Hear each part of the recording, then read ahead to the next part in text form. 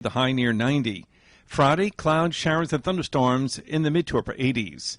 We'll keep you updated, Jonesboro. That's your KLEK 102.5 FM weather. From Feature Story News in London, I'm Ollie Barrett. Belgian officials say a man who tried to attack Brussels Central Station on Tuesday was a 36-year-old Moroccan who was carrying a bomb armed with nail and gas canisters. The boss of Uber, Travis Kalanick, is stepping aside after a number of scandals at the firm. Britain's Queen Elizabeth II delivered a legislative speech for the UK government which prioritised the issue of Brexit, and Republicans have won a key congressional election in the US state of Georgia. It's 9:01. Community Conversations is brought to you by Arkansas Early Learning, offering no-cost childcare in Jonesboro and Northeast Arkansas. Applications at arearlylearning.org. Arkansas Early Learning is a nonprofit organization. KLEK LP Jonesboro, the voice of Arkansas Minority Advocacy Council. It's now time for Community Conversations, a program focusing on the people working to make the Jonesboro community a better place, while offering viewpoints from all sides of the issues.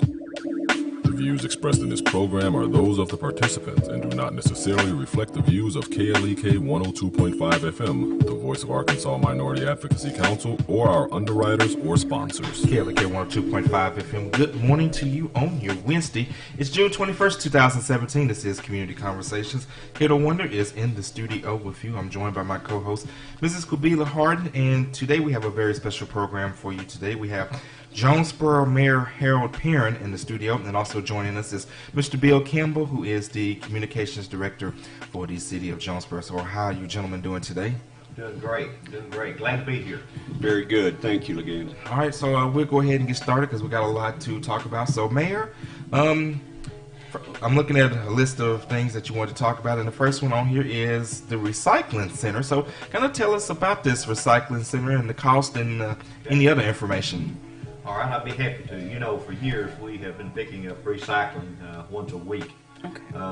And where Abilities Unlimited, we entered into contract with them last June to pick it up and to sort it for us, and they came back and said that they would need additional funds in the amount somewhere around $49,000. To keep that cost down that we didn't have to pay, we looked at several options, and one of the best options right now is to go ahead and pick up the recycling twice a month to give us plenty of time to look at every alternative that we have between now and June of 2017. Mayor, if you could just pull that mic a little closer to you.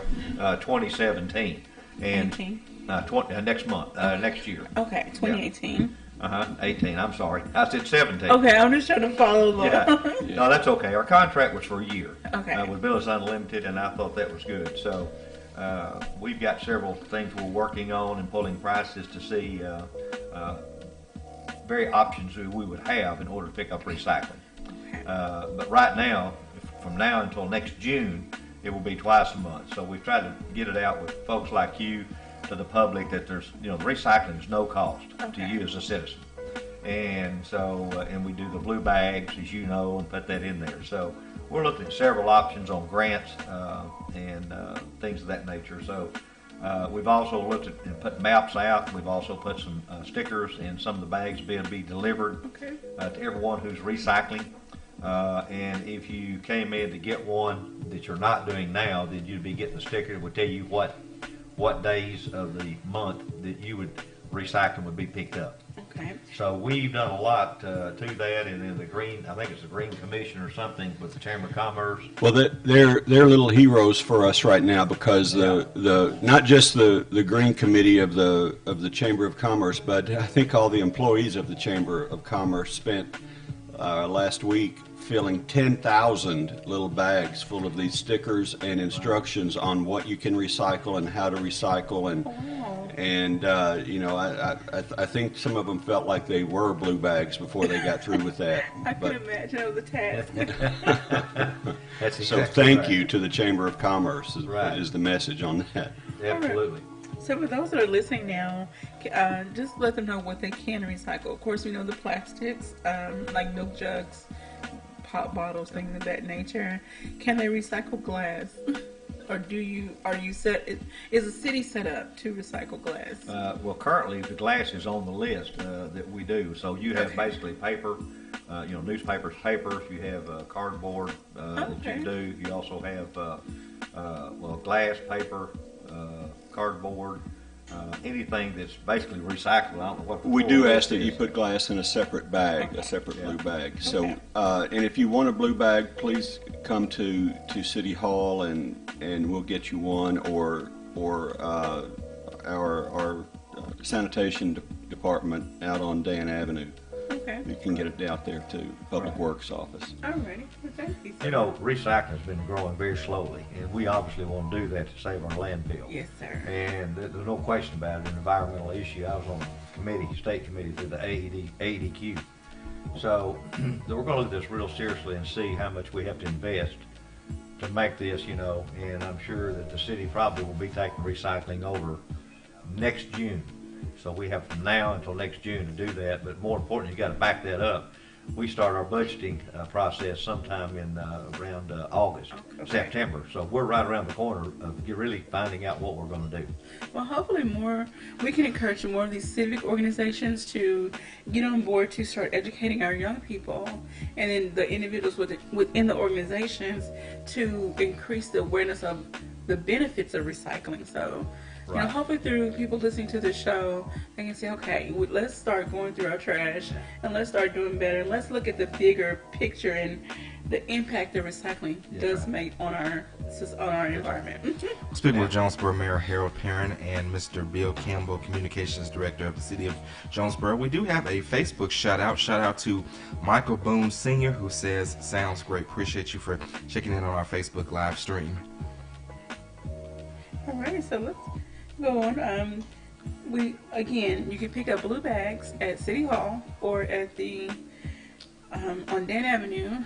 Public Works, right? Public Works, and or just contact us and we'll make sure you get the right information to get those recycling bags. We want to get everybody on board. Right. Paper, plastic, glass, cardboard. Right. And the last thing we want to make clear, Cubilla, is that some people are a little disappointed that we're going from weekly to every other week, basically. Okay. But the point is, what we're doing is we're saving them money, because the city, Jonesboro, does not charge for recycling. A lot of other cities might do it bigger, but they charge. Oh. And so we're conscious of the pocketbook, and the mayor is very adamant about protecting people's pocketbooks, and so that's been a factor in our decisions to this point.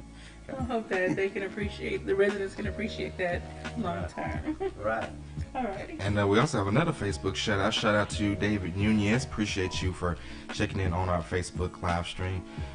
Going on, Mayor, a lot of people seem to be worried about crime in the community. We've had Jonesboro Police Chief Rick Elliott on here to talk about crime, and he actually had his crime analyst with him to go over the trends in the community. And he was basically explaining that while there may be upticks here and there, but when you look at per capita, it's not as bad as what people are making it out to be. And I know that you have department meetings with your department heads every week, and I'm sure that you have other conversations with Chief Elliott as well about what's going on in the community. So kind of want to get your perception and your thoughts on the perceived increase in crime in the Jonesboro community. Okay.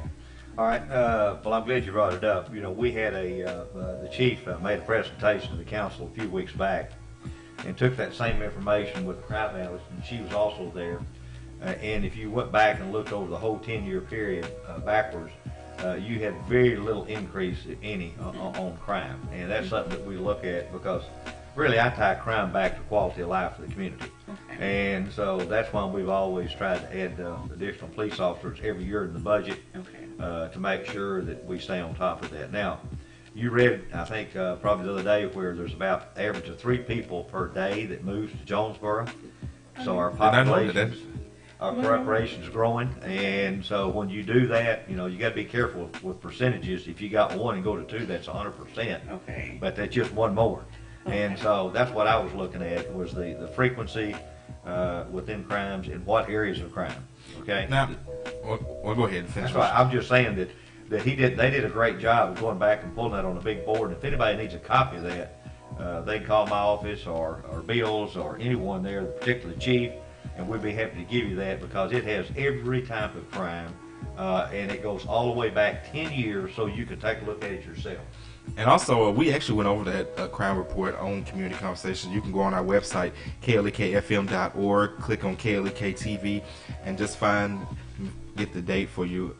Community Conversation, which Chief Elliott was on. It was the June 7th edition, and we actually broke down those numbers. Now, I want to piggyback a little bit, Mayor, off of, you said 3 people move to Jonesboro every day, and one of the things that has definitely increased that no one can debate is the traffic. You know, depending on the time of day, both Red Wolf Boulevard and Caraway can be backed up from I-555 all the way, well, to like on Red Wolf, pretty much to ASU, and on Caraway to Wendy's. Right. So what is your office doing as far as planning, working with state and federal officials to help alleviate this traffic problem? Well, first of all, as you know, we were fortunate enough to get $90 million on our STIP plan out of the state of Arkansas, the Highway Department. And so we have, as of last night, we approved another contract to go ahead and start engineering on those intersections that will help alleviate the stack up you're talking about. But it does take time. Normally that'll take 12 to 18 months on engineering, then you have to bid it out, then construction starts. So you're looking, it's a slow process. I wished it was faster, but it's just not. But also we look at just intersections that's not on this deal, so we can try to improve the flow and the safety of these intersections. And so you're absolutely right. When you get off of I-555 on Commerce, and that may be our eastern arterial, to go all the way on 49 North, then you've got a railroad that is servicing all of our industrial clients there. And sometimes that will stack up to 20, 25 minutes. So I want to sit down with Highway Department and our Highway Commissioner, and let's take a look at that and see, you know, if we want to continue with that eastern arterial on that location. But we've done the right turn lanes, the left turn lanes. The other thing last year that we did, I thought improved, and that was the extending Parker Road all the way down to Washington. Mm-hmm. And that's taking a lot of load off of 49, south that's coming in. And they're using that quite a bit. So we've got counters. We look at those things all the time. Mark Nichols, our traffic engineer, and he makes a list of what we call the top priority of things we need to be looking at. And that's basically on volume, well, first safety, volume, and flow. Okay. Of those, and that kind of all 3 ties together. Okay. Once again, we are speaking with Jonesboro Mayor Harold Perrin, and we also have Mr. Bill Campbell, the Communications Director of the City of Jonesboro. Now, since we've been talking about traffic, let's kind of piggyback again onto streets. How many streets have been resurfaced, and what are some of the streets that are being looked at as priority to get resurfaced in the future? I know you can't do them all at once, have to do a bit at a time, but how is that coming along? You know, that's going good. I told the council last night is our engineers look in all of our streets in the city of Jonesboro. We take an inventory and we classify those based on the condition of those roads. So for this year, going into the budget cycle, we put $500,000, and I increased that, and the council went along with me. So we're spending a little over $1 million this year on overlays. We had 23 projects, and we only have actually one of those left. We got started early, okay, and the weather worked with us on that, okay, and then we added 2 more on that project. So basically, we're sitting here looking at about over 90% of all of our overlays that we're going to do this year has been completed. That's wonderful. And so that's good, and it looks like that I probably want to add another $1 million next year, okay, rather than 500. But you're absolutely right. You know, we've got over 400 something miles of roads within the city limits, and so you take that number and start putting overlays on that, it didn't take much to take care of that $1 million. That's right. I can just about imagine. Right. We have another Facebook shout out to Jeremy J. Shep Music Shepherd. Appreciate you for checking in on our Facebook live stream. Okay. Alrighty, so and we got a phone call. It looks like this is Miss Farrell. KLEK. Good morning. Hey, Miss Farrell. All right, what's good morning to your mayor and Bill Campbell. How y'all doing today? Good, Norma. Doing fine, Norma. How are you doing? I'm doing good, but I just wanted to thank y'all and the city for doing the sidewalks part of them y'all did on North Church going up to Mills. That really does help that people, you know, don't have to walk on the streets, and then just winter it really will help because of the weather conditions and just the safety of overall of the community because it's dangerous And I was going to ask one more question about the overlays. I see where we did Word Street. Yes. Are we going to finish? We haven't overlaid it yet, but they're widening. Are they going to finish that this year? It's my understanding they will finish that Belk Street this year. Word Street. I think she just meant Word Street. Oh, I'm sorry. Word. Well, Word and Belk. Okay, Word. Yeah, I think Word. When I looked at last night, made that presentation. I believe Word is going to be completed this year. Yes. Okay. Well, you know what? It's really, and we're proud of having it done. It looks good in the sidewalks and all, but it's dangerous because it's almost turned into one lane. Right. You know, because of that other side that they had to make. And people, they're not really aware of it. A lot of them not. And I don't ride that much at night drive, but in the daytime, I know it's dangerous. I can imagine at night, especially people that, don't know it's been done.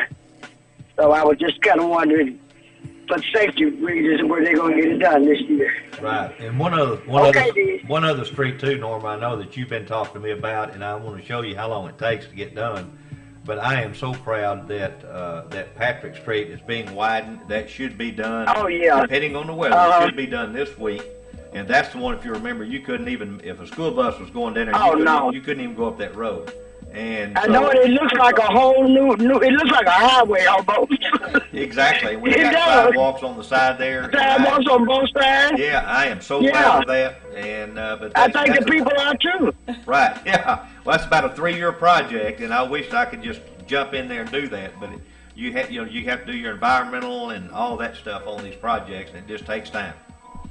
And people go down that street and you talk about it, they say, have you seen it? They'll just make it their business to go down there just to see, because it makes such a difference in the community. Yeah. And the street, you can't believe the difference that makes. People need to just take a ride and go sightseeing. I know they're doing construction, but when they're not, just go by there and look at it, because you'll be amazed. Well, we get that thing done. When we get it done, we might even do a little ribbon cutting on that one. I sure want to get that one done. Now I'll get you down there and Dr. Coleman, because we've been working on that thing seriously 3 years. Yeah, we need to take a picture of it and put it in the paper. There you go. Well, that's Mr. Campbell. We'll get him over there and get that picture back. Okay. Well, we're proud of it. We're proud of all that you do. Well, thank you. Thank you very for what much. you do for the community. Thank you. And thank you for the call. Okay, y'all have a good day. All of you. Okay, bye-bye. And of course, if you have a question or a comment for Mayor Perrin, you can give us a call at 870-277-1080. Once again, that phone number is 870-277-1080. You can also check in on our Facebook live stream, and we have another shout out to John Harden. Alrighty, so last night was a council meeting, correct? And so what are some of the priorities that, came up? What are some of the What are some of the issues and priorities going forward, especially for the remainder of 2017, that you would like to see get accomplished for the city of Jonesboro? Well, we have a list that we work on every year, and that's in capital improvements primarily is what you're talking about. Okay. And almost every department has something to do with some project. Okay. And so we met on that, and we call it our punch list, if you will, that we work with. We discuss it every Monday. Okay. And so some of the things that we've got in there, even in Jets, we've got some more sidewalks to lay, bus shelters to do between now and December this year. In parks, we just hopefully will have completed by July the 4th the last new restroom facility, which all of them now are heated and air conditioned, and it's just absolutely beautiful. So the restroom facilities are outside of the like the community centers? Are they outside near the parks? You talk about the restroom facilities? Mm-hmm. Well, they're at Craighead Forest and those pavilions, all the way around. So we've tried to scatter them out to where everyone has a very large restroom facility there. And so the other one is that, we hope, and we just amended on the contract last night to increase some more money to on the walking trail. And if we can do that and take our road that we're building now, you go out to Craighead Forest, you'll see a lot of trees torn down. Okay. And that will be the road that goes up to the roundabout coming into the Craighead Forest. But then that will give us the chance to go ahead and build and complete the entire 3.2 mile walking trail. Really hope that gets done this year. if weather will permit, we can get that done. Okay, that's wonderful. We also have some of our intersections, we talked about that a while ago, that we're looking at. We also have 16 railroad crossings that we're working with the railroad on. One is a stoplight. It's off of Dan Avenue, and so we're working on that with the railroad. I know. I'm sorry. No, I'm just saying we just got so many things that we're working on now, particularly in the area of safety. Yes, sir. Right, for the city, and I'm real pleased with our staff. They're working hard on these projects, but it just takes time to get some of those things done. We also last night approved a contract with an architectural firm to go ahead and start drawing very quickly. Another concession stand and restroom facilities and at the Joe McCampbell. This is where the young kids play at the end. Okay. At the very end there. Okay. And so we're doing that. And then also we're working with the Highway Department to look at the feasibility and the possibility of getting an off-ramp of 63 to lead into Joe McCampbell on the backside. And that's something that's really been needed if we can get, if we can get it done. Okay.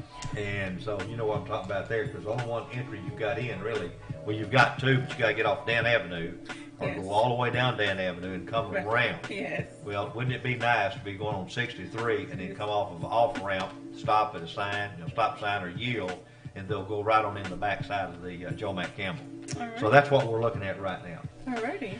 All right, and we're getting ready to go into a break. We are speaking with Jonesboro Mayor Harold Perrin. We have another Facebook comment. This is from A.O. Biles. He says, Jonesboro appears to be making more progress. I'm glad that the former chief is gone. Now real progress is being made. Well, Chief Elliott is definitely working hard, as well as the mayor and all of the people of the city of Jonesboro, to make this city a better place. Don't go anywhere. We'll be back with more of Community Conversations with Jonesboro Mayor Harold Perrin. This is KLEK 102.5 FM.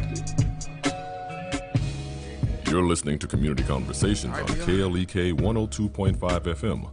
We'll be right back.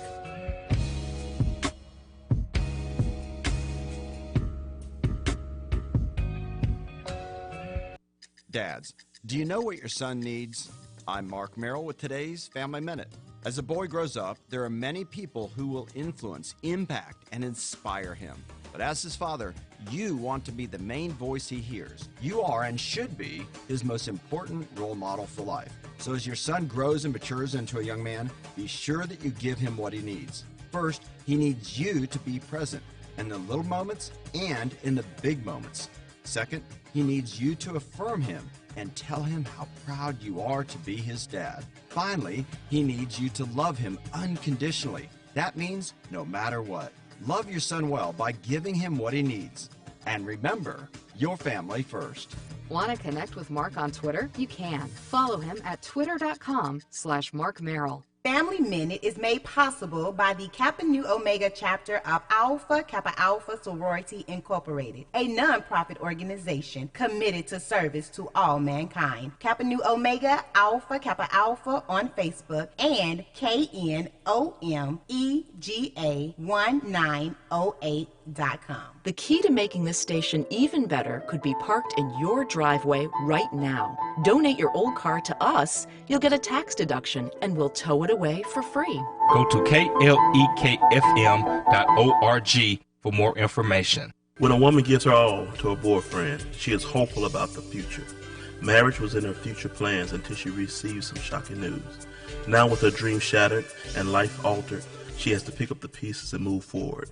It was in this experience that she realized that love has no protection.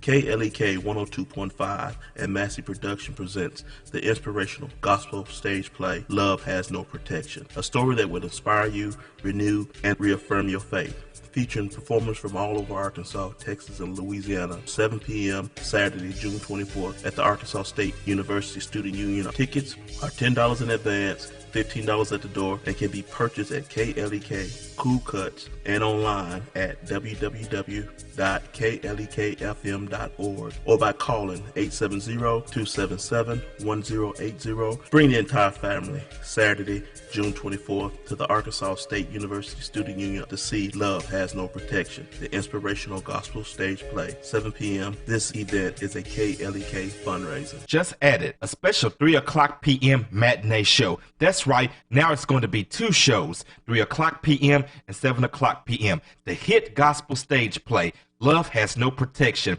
coming to the ASU Student Union Centennial Hall, June 24th. Don't miss it. House of Details, located at 3217 Herb Street, Suite C, is a proud supporter of KLEK, offering detailing on any type of vehicle: waxing, clear coat protection, basic wash, hand wash, shampoo, interior cleaning, buffering, headlight restoration, pickup, delivery, and more. With a motto of, anything mean, we can clean. Details available via Quentin Bogard at 870-273-5187. House of Details on Facebook and houseofdetailsjonesboro.com.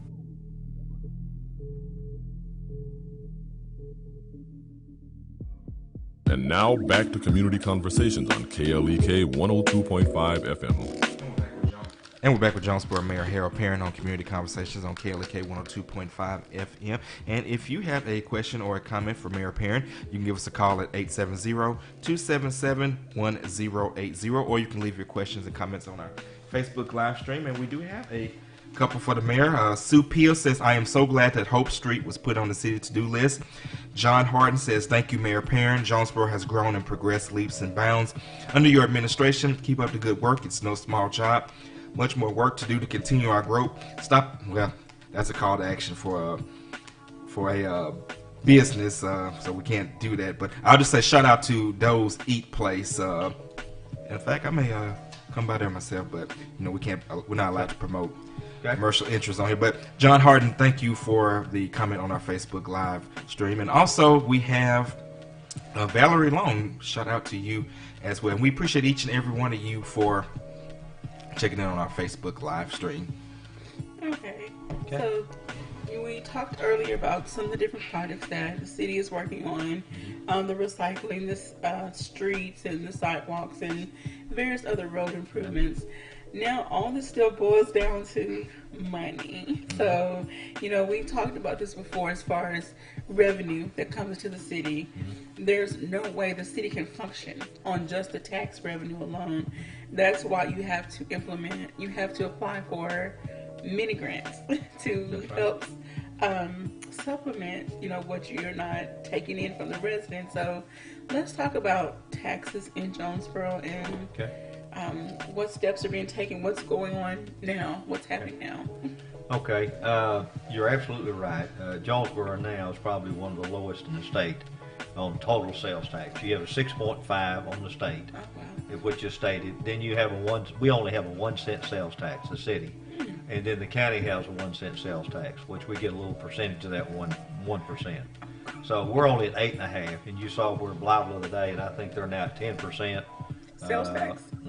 And Batesville and some others have done the same thing to get revenue in to take care of certain projects. I'm not saying that's right or wrong. I'm just saying that you need to be careful. And I think if you're going to have a sales tax increase, it needs to be project specific. I need to be able to tell you what I'm going to give you, what it's going to cost, operating cost, and then what it would take in order to do that. If in fact the citizens want these projects. Now what we're doing now is we're making a list of all the projects that we either have on the table that we're working on. An example, the shooting range. The shooting range we've had to extend twice on the land that we're trying to acquire for that. If you remember, Game and Fish has given us committed a $2 million grant for that shooting range. And we have $1 million on the budget this year to get the land acquired and start doing the dirt work and getting that, going. The other thing is that you and I both know, since I've been mayor, and this weekend we've got it's either a district or state tournament swimming at the pool.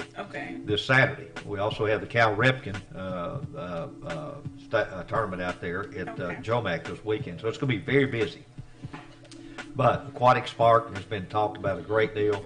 And so we have that on our agenda to look at to see what kind of cost that would be. And except I went to Batesville last 2 weeks ago, helped them dedicate the new one there. Their total cost on that was somewhere around $23 million.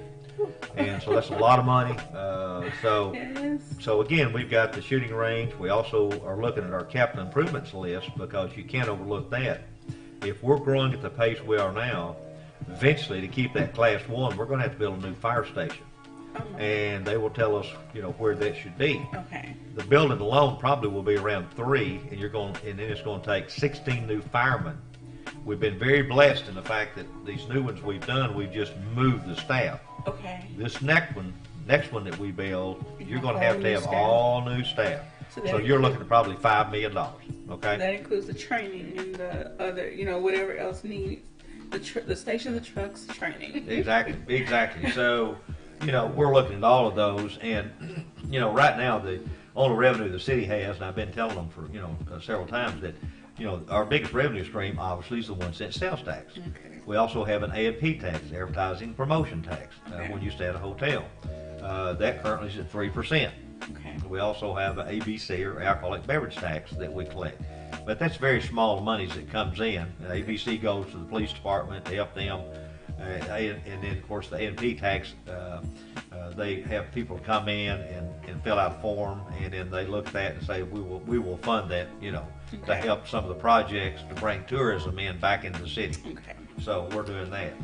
So that's basically the only tax that you've got.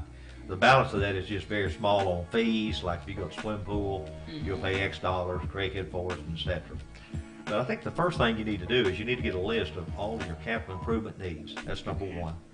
And then do an overlay on top of that and say, okay, this is what the people want.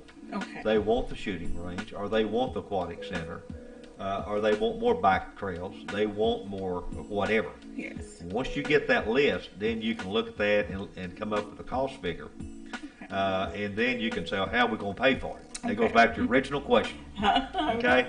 And a lot of cities in the state are trying to pass a sales tax, to pay for these projects. A lot of them are sunset. It just says, okay, if it takes, we need $30 million for all these projects, then how much will a 1 cent tax bring in, or a half a cent tax bring in? And how long will we need to bring it in to pay for those projects? Okay. And so, we'll be looking at that. And we'll be sharing that and have a lot of public hearings on that and saying, hey, here's some things we think you may want, or you've told us you want. So then, are you with me in trying to help pay for it?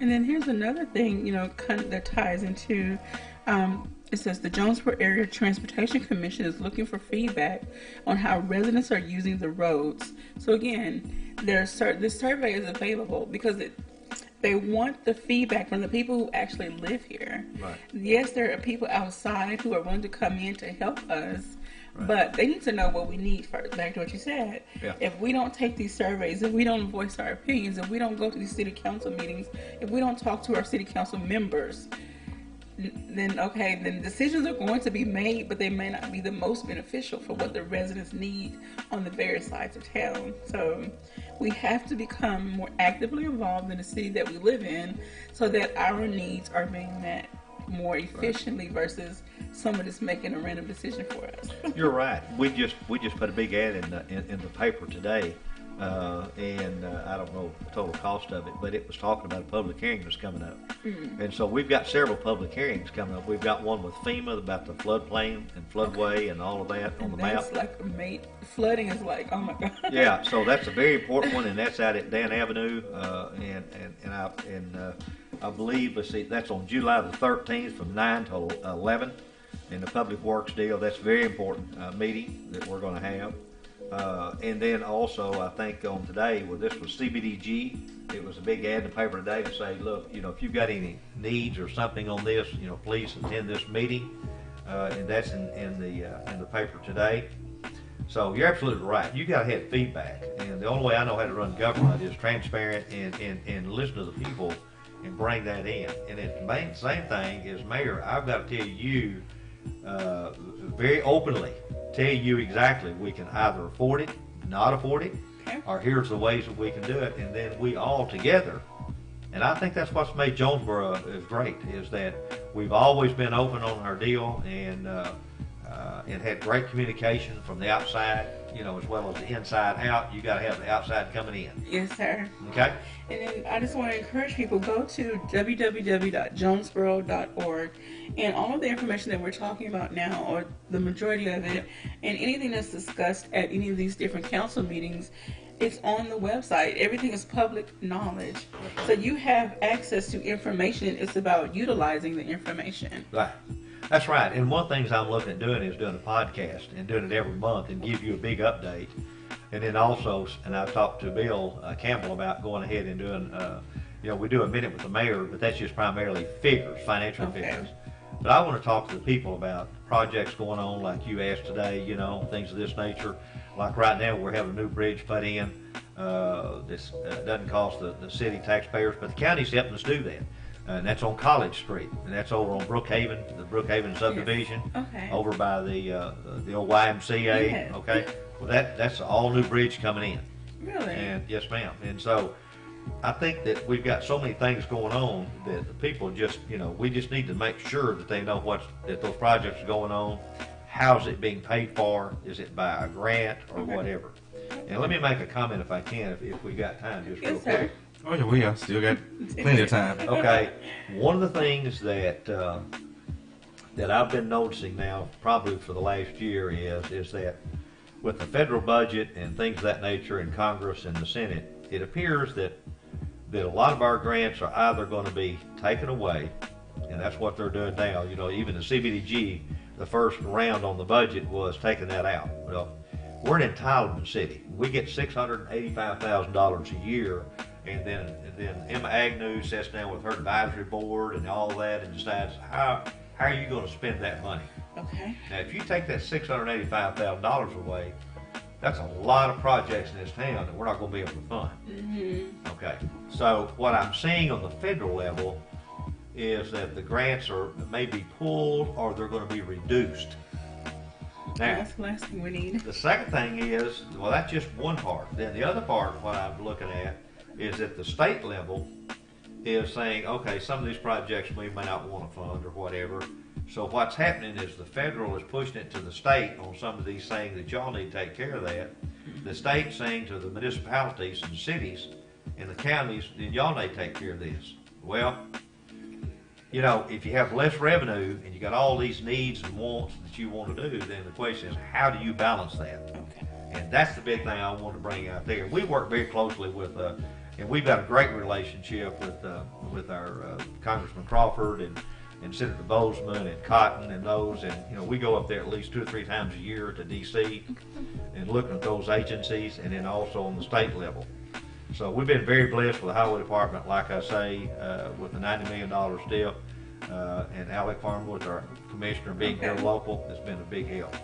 Just want to throw that out. Alrighty. And one thing I want to mention on the Jonesboro.org website, there's a tab that says Join the Conversation. And when you click on that tab, it looks like 2 little talking bubbles. You click on the tab and it says Community Voice. And there's a list of things they call initiatives where you can weigh in on and put your thoughts on these different matters. There's community activity ideas, economic development ideas, housing and neighborhood enhancements, infrastructure and environment improvements, quality of life improvements, and suggest a new initiative. So if you want to become more active and engaged in the city, get on the website, voice your opinion under one of these categories, or start a new category. Get involved. That's all I can say is get involved. Yeah, absolutely. And when we get those, then we keep actually keep the list of all of those, and then we go back and then respond back and then try to work on those. Okay. So you have to wrap. You hit some big areas there: economic development, things of that nature. And I know we haven't talked about housing much, and I don't know how much the city has its hand in housing development within the different areas. That's another issue. We have a lot of, I don't want to say dilapidated property, but there are some that could really use some improvement, some more affordable housing. So that's a whole other topic within itself. Again, I don't know how much involvement. Not only that, there's, we have developers that want to build apartments in various parts of town, and you have some people who are opposed to a concentration of apartments being built in certain areas of town. So that's something that has to be balanced. You know, how do we make sure that we have these housing options available for people, but at the same time, you know, we're not alienating other segments of the population, I guess, and to keep, I guess, the mix of houses and apartment units balanced throughout the city. And you're right, and I've been talking to Daryl Smith, our senior planner, and I asked him, I believe it was last week, to start kind of looking at what I call a density study. Okay. And that is, you know, how many of these multifamilies have occupancy? What's their rate? Okay. And then tie back on that. The other thing that we have started a meeting on, and hopefully I'll be able to take to the council between now and the end of the year, is like Little Rock, and what they have is what's called a land bank. Okay. Now, the land bank is a program where the city can take some of its general fund money, take some of the CBDG money, and put it into this account for the land bank. The land bank will have commissioners on that, and they will meet every month. What they're looking at is some of these properties that we have liens on and stuff, that we might have to do a condemnation, take that, and now we've got a lot that we can get a developer to go build a affordable house on that deal. Okay. And now you've put that empty lot that we're having to mow, putting a lien on it. Now you've got it back on the tax books. Okay. You've given someone a home, and then we take CBDG money, and we've got up to $25,000 or $30,000 or $3,000 on closing. So now you've got that. Okay. So what you're doing is you're cleaning up. Like last night, we had 7 condemnations on the council last night that we approved. All right. Now think with me. We've been doing 50 homes a year that we're tearing down. All right. 50. 50. And so if that's the case, then what are we going to do with these empty lots? And what I'm saying to people is, let's get together and let's reach out, what I call public-private. Let's get some developers that will go in and build affordable houses on those lots. And if I have those lots, the city, and we can either give those lots to them or sell it to them, because this this land bank can't make money. It's not set up to make money. Okay. Okay.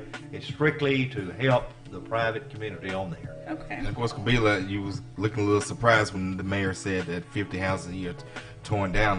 One thing I've observed is that Jonesboro is pretty proactive when it comes to tearing down dilapidated property. Like if a house burns down, within the next week, it's going to be cleared.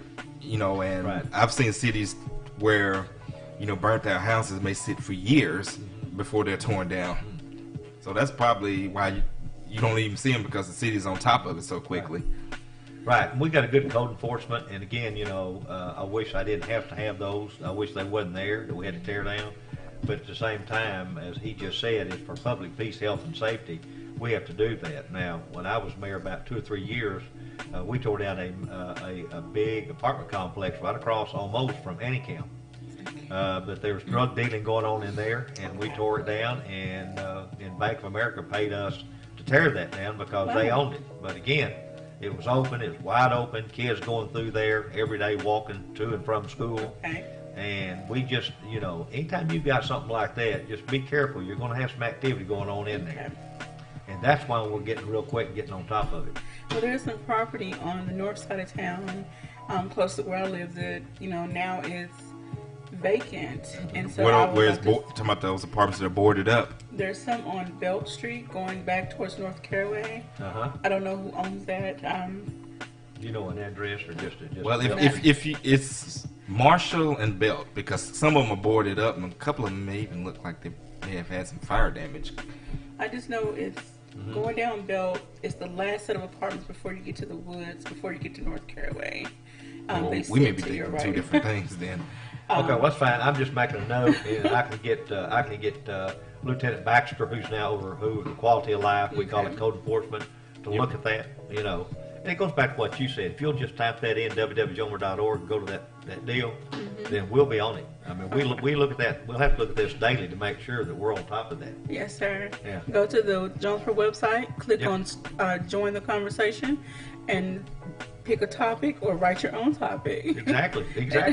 Once again, we are speaking with Jonesboro Mayor Harold Perrin, talking about a variety of topics, and of course we have a question or a comment for Mayor Perrin, you can call us at 870-277-1080. Once again, that phone number is 870-277-1080. You can also leave your questions and your comments on our Facebook Live stream. In fact, we got one from Nathan Coleman. He says near 2007 Belt Street. So I'm assuming that Officer Coleman has patrolled in that area and knows more about this situation. And speaking of that, Mayor, that may be actually a good resource to find out where these properties are from the police officers that are patrolling, so they can probably identify, since they have to ride through and patrol and watch these areas. So thank you, Mr. Coleman, for those remarks. Appreciate that. You know, we asked in our department head meeting, and you're absolutely right, if you stop and think about it, we asked our sanitation department to just simply have a pad in the trucks and write down what they see. Because within 1 week, they've covered the entire city, all houses. And you'd be amazed, and that's how this got started on this 50. You'd be amazed at how all these come in. We started looking at them.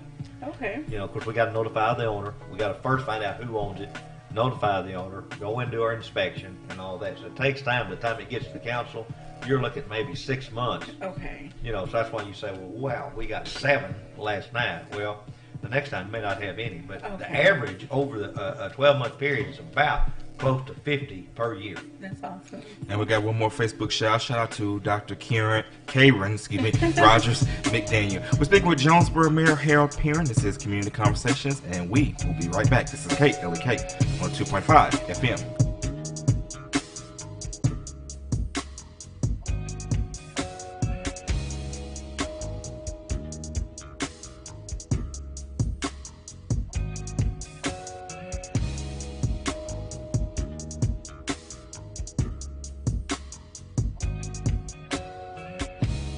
You're listening to Community Conversations on KLEK 102.5 FM. We'll be right back.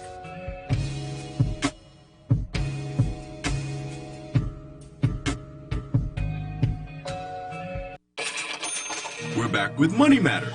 I'm Alfred Edmond Jr. Women have great responsibilities and decision-making power when it comes to making money decisions.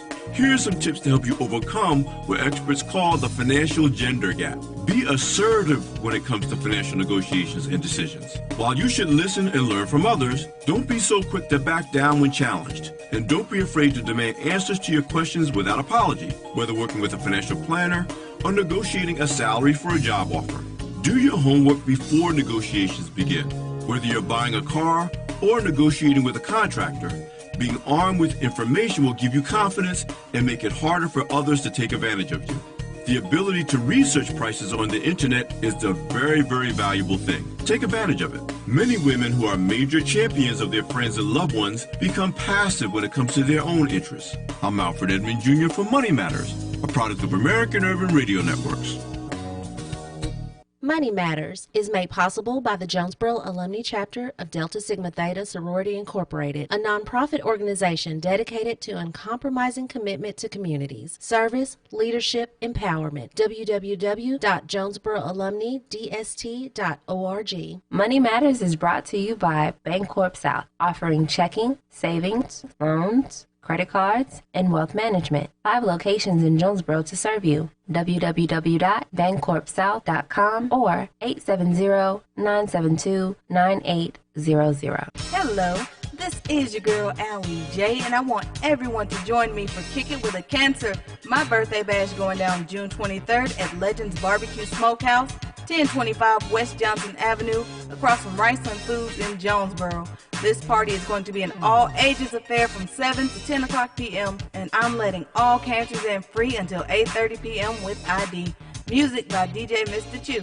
To celebrate my birthday, I'm going to make it easy on your pockets, too. Just $5 to get in for adults, $3 if you're 13 and 17, and kids 12 and under get in free. I told you it's an all-ages family affair, and you know you want to be there, right? And just because it's my birthday, I'm giving away presents to some lucky guests. So come kick it with a cancer June 23rd at Legends Barbecue Smokehouse, 1025 West Johnson Avenue from 7 to 10 p.m. This is a KLEK fundraiser.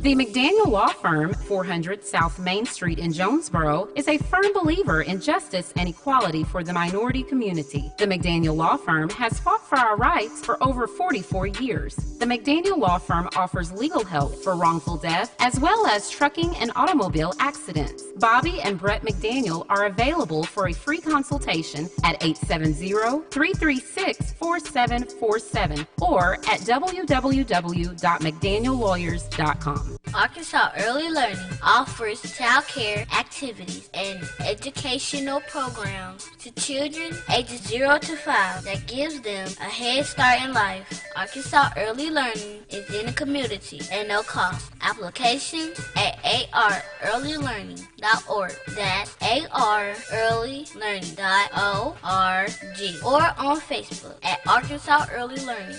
Arkansas Early Learning is a nonprofit organization. Starks Auto Plaza, your pre-owned superstore, is a longtime supporter of KLEK. 2829 Red Wolf Boulevard, Starks offers clean, reliable vehicles of all makes and models. Starks also offers no-hassle pricing, friendly service, financing options with approved credit. At Starks, you're always family, and our motto is, we never say no. 870-203-9980. StarksAutoPlaza.com. Did you know KLEK has a brand new streaming app?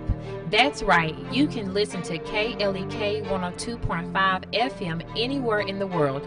The app is available for all Android phones and tablets, as well as iPhones and iPads. Just search your app store for KLEK and download the KLEK app for free today. And don't miss a beat of the education, entertainment, and empowerment on KLEK 102.5 FM. And now back to Community Conversations on KLEK 102.5 FM. And we're back on Community Conversations on KLEK 102.5 FM with our guest, Jonesboro Mayor Harold Perrin. Been having a great discussion about a lot of topics this hour, and of course, you still have time to weigh in at 870-277-1080. Once again, the phone number is 870-277-1080, or you can weigh in on our Facebook live stream. We have another Facebook shout out to Mark Pillow. Right. All right, so we've touched on quite a lot of topics today, and I really hope that people are taking away something from this conversation. And remember that recycling times have changed to twice per month. Yes, that's versus correct. weekly. So if you get recycle bags, they will have little stickers inside to let you know when and where, what neighborhoods and things of that nature. Right. You can pick up bags at City Hall or on Dan Avenue at the Public Works. Uh-huh. Okay. Or City Hall, either one. If you'll just call us, we'll make sure you get them. Okay. And that sticker now needs to go on your trash can. On the trash can. So that will remind you wherever you want to put it. But I would say we will probably put ours on there, so it'll remind me on when to take the recycling out. Alrighty. Take a picture, put it on your refrigerator, put it somewhere. Exactly. That you're going to see it, and kind of need to bag up my recyclables, paper, plastic, paper, and cardboard, all separated, please. Mm-hmm. Do people need to rinse out their plastics or glass or anything? I think the glass is what they wanted separate, because that's very dangerous for those people resorting those. When it gets there. The bill is unlimited, but some of your papers and things and your milk cartons, that could all go into one bag. But I think they wanted to separate the glass. Okay. Should the plastic container, should it be rinsed out, like say for milk cartons? Well, it'd be nice if you would do that and put it in there, because again, it sits out there and it's hot. Yes. This time of year, things of this Nobody nature. likes hot. It's not going to smell well, but. But yeah, if you could do that, that would be. And it doesn't take just a minute or two to do that, or seconds, Alrighty. So, yeah. And then make sure, like Mayor Perrin said, that there are a variety of notices in the Jonesboro Sun newspaper. So make sure to check the newspaper often for notices, announcements from the city of Jonesboro. On their social media, and of course we also share them on our social media as well. Yes, you want to stay on top of when these different meetings are, what's going on within the city, so you can be an informed and involved citizen. Right. Go to the Jonesboro website. Look at the different tabs. Look at the information that is discussed at the various council meetings. Go to the council meetings. They're open to the public.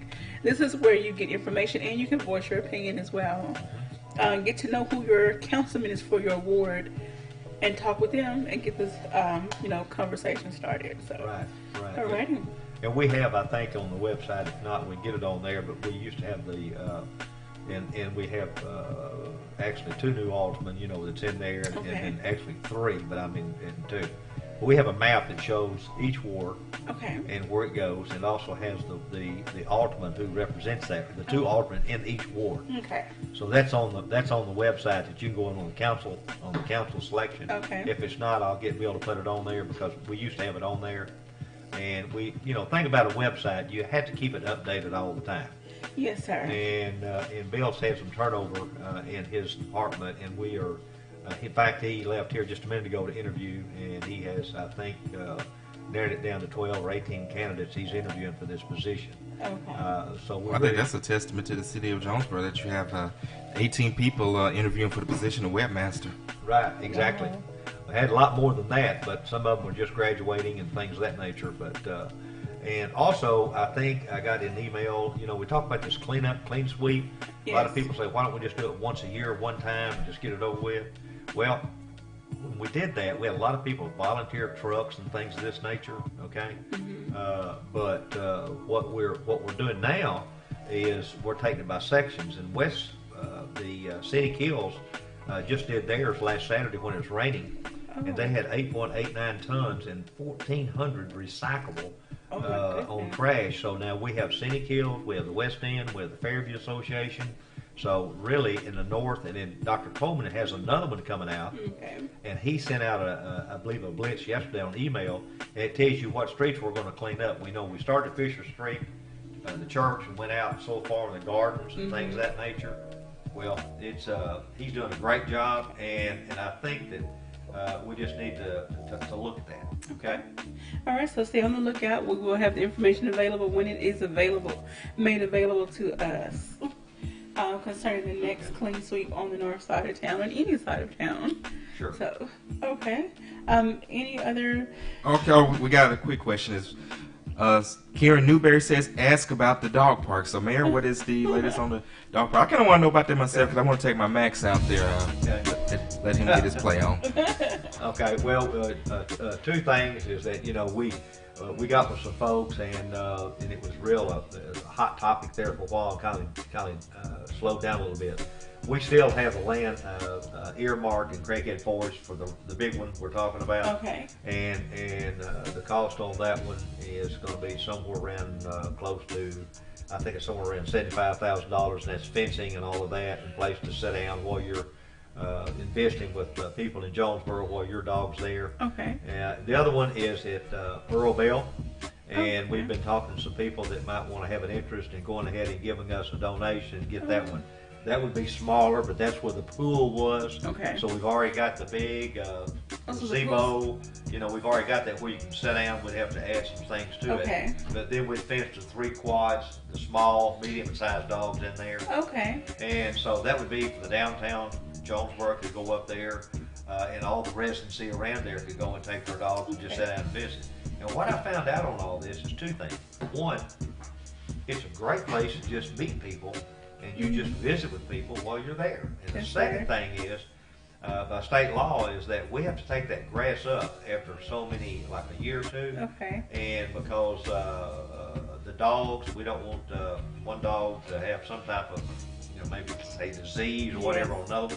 So we have to take that up and re-sod that often. So dogs they're going to do what they do. That's right. And so that's right. And so and I have one that I walk every night too. And but it is on I call it the bucket list. It's still on the list, okay? On the dog parks, and we need to really seriously get on that. It might be to go ahead and start with Earl Bell, because we got the new tennis courts there now. They're really being used with brand new LED lights. I mean, extremely bright. Wow. And the increase on that has gone up dramatically. All right, well, Mayor, we're going to have to stop there. We want to thank you for stopping by the studio. It's certainly a pleasure to have you come by each and every month to interact with our listeners and get to answer the listeners' questions. And I'm sure the listeners and viewers are grateful to have you as their mayor to be available to answer their questions. You guys have a great and blessed day. This is KLEK 102.5 FM. Thank you for listening to Community Conversations on KLEK 102.5 FM, a program focusing on the people working to make the Jonesboro community a better place while offering viewpoints from all sides of the issues. The views expressed in this program are those of the participants and do not necessarily reflect the views of KLEK 102.5 FM, the voice of Arkansas Minority Advocacy Council, or our underwriters or sponsors. KLEK LP, Jonesboro.